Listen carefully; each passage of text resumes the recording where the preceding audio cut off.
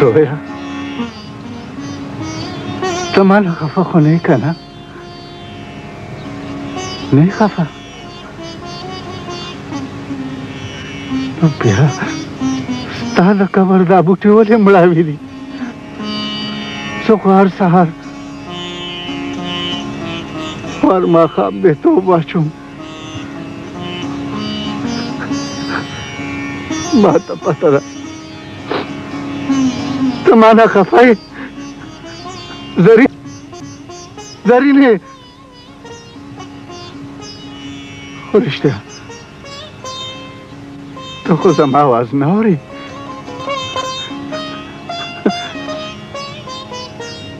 تا سره خو خپل زوی غېږ کې پروت دی، ته زما اواز چېرته اورې؟ ته خو موسم خپل زوی سره د سرې ډولۍ خبرې کوې، خو د سرې ډولۍ بدله زه راوړم. زه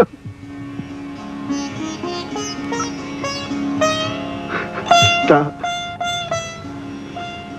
ډېر ارمان دی که نه؟ ډېر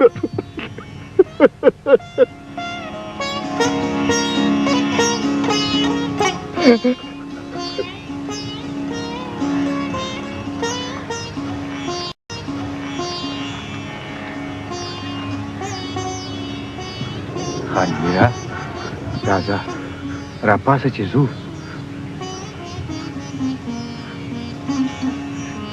جمنګل ماما زه خپل زوی سره یو څو خبرې کوم.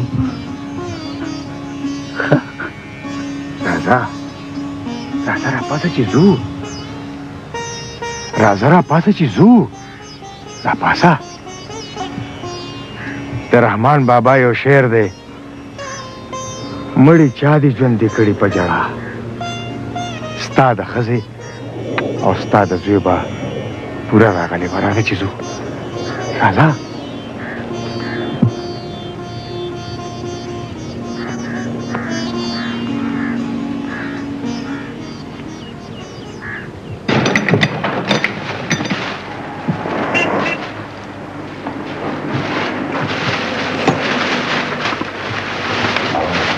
استاد څه دي؟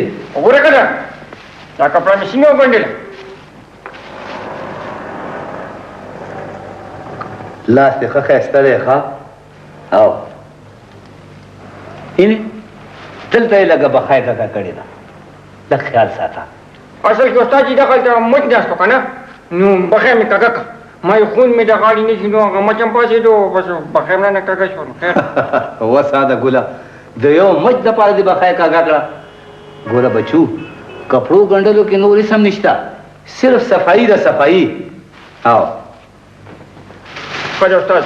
او رښتیا ناپ اخیستل دې زده کړي دي او که نه؟ او استاد جي ولې مې نه زده کړي؟ ښه ده ووایه راته. او ولې به دا کمیس اوږدوالی ناپ کړم، بیا به پلنوالی ناپ کړم، بیا به سینه، او بیا به تیږه، او بیا پتوک. آفرین آفرین بچو لاړې استاد شوې. نو اصل کې استاد جي تعلیم یافته سړی وم، نو زه خوا دېخوا سړی خو نه یم. او ګوره ماښام چې کور ته ځې که نه ځان سره به خپلې او د پلار جامې یوسې، هغه ما ګنډلې دي، پوه شوې که نه؟ پوه شوم خان غم. او وینې زه ځم ښار ته ګوډونو او بوکرم وغیره لا، او داورخان او د هغه د خوري کپړې تیارې دي، خو نور جوړې خو ما جوړې کړي دي، خو دې دوه کمیسونو ته یې لستوڼي ما تیار جوړ کړي دي، هغه ورته واچې. او دواړه پرتوګونه په یو ځای وګنډې، پوه شوې که نه؟ په ډېره صفایي. بلکل. او وینې که خان راغو نو کپړې به وله ورکړې، خو ګوره پیسې ترې نه وانخلې. او رښتیا ګنې که ته ځې که نه نو د ځان سره به یې یوسې. چې غم مه کوه استاد، داسې به وګنډم چې داور خان کپړې وګوري نو وایي وچاره که دا یا کوم استاد ګنډلي دي. بس بس ویټرو زه نه لاړم، دکان خیال ساته. ښه ده. السلام علیکم. وعلیکم السلام. یلکه استاد څه شو؟ ولې دا زه درته استاد نه ښکارم؟ ته به استاد یې، خو زه ګلخان استاد یادوم. ښه ګلخان استاد؟ خو ښار ته اړم وشو، مخام برازي اوه تا بس کیږي ولي څه چل دراصل زما د جمعې پر ورځ واده دی دا کار ډېر زر اچانک وشو دا د واده کپړې دي ګنډل بغواړي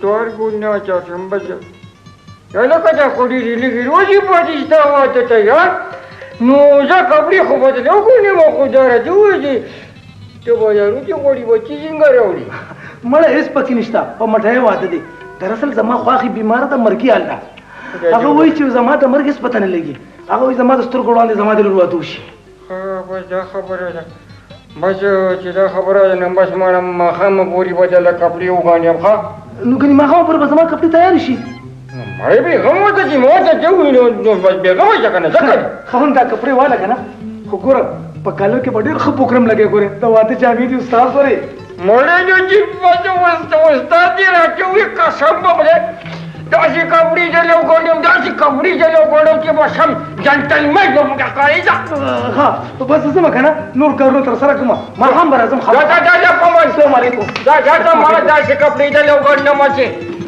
یا لکه دا مې څه وکړل تاسې څه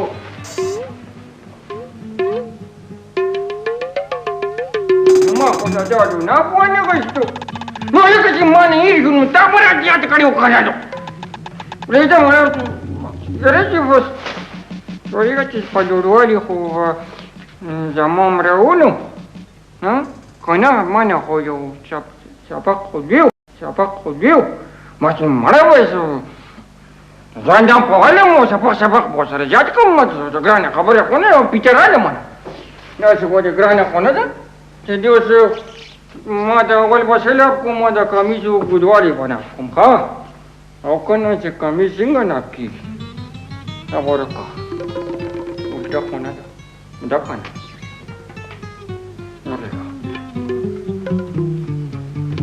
ځان بد نو پین ماسکیات به ساتم دا ماستیک دی دا شو تیسو نه بوتله ولن کوم صبر متاثره توقع کنه صبر وکړه پنتیش جمع شفق ده 40 وشو اوس